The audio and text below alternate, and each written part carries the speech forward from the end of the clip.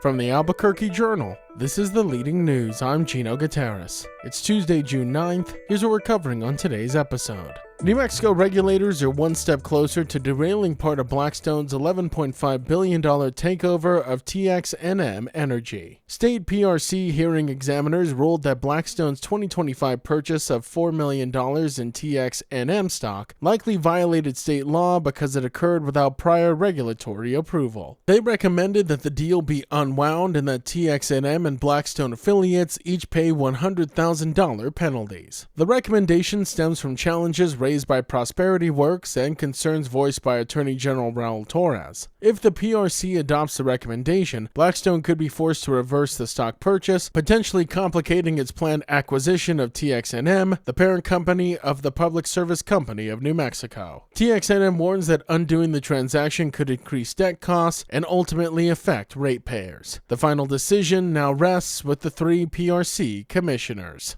The New Mexico Supreme Court unanimously refused to block Governor Michelle Lujan Grisham's policy requiring state intervention when newborns are born exposed to drugs. The ruling allows the state's practice of temporarily taking custody of such infants and filing abuse or neglect cases against the parents to continue while legal challenges proceed. The American Civil Liberties Union of New Mexico argues that the policy is unconstitutional, violates the parents' due process rights, and unnecessarily separates families. Since the directive took effect in July of 2025, more than 130 infants have been placed in foster care or safe settings. The governor says the policy has saved lives and helps protect vulnerable newborns, while supporters point to past child deaths and injuries linked to substance exposure. Opponents argue that New Mexico's law does not automatically classify prenatal drug exposure as an abuse or neglect, and that the policy causes unnecessary family separation.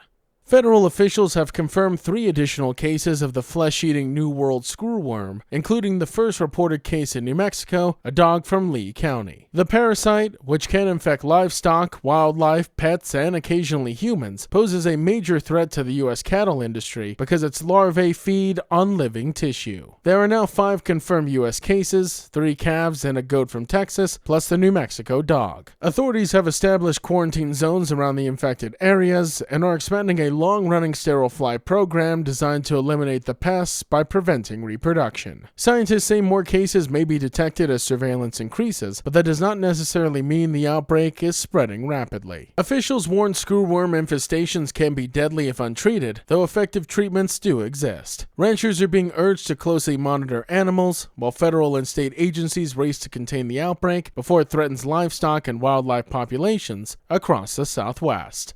And Albuquerque balloonist Peter Cunha was part of a 3-person crew that completed a 70-hour, 2,852 nautical mile journey from Maine to Luxembourg in the hydrogen-powered Atlantic Explorer, a flight believed to be the longest transoceanic gas balloon voyage ever recorded. Alongside pilots Brett Pannell and Alicia Hamilton Adams, Cunha endured freezing temperatures, ice buildup, rain, snow, and dwindling supplies, while crossing the North Atlantic at speeds up to 90 miles per hour. After crossing Newfoundland, Nova Scotia, Normandy, and Luxembourg, the crew landed safely on Sunday morning. The flight is now under review for official record recognition, marking a potentially historic achievement in long-distance ballooning and another chapter in New Mexico's rich ballooning legacy.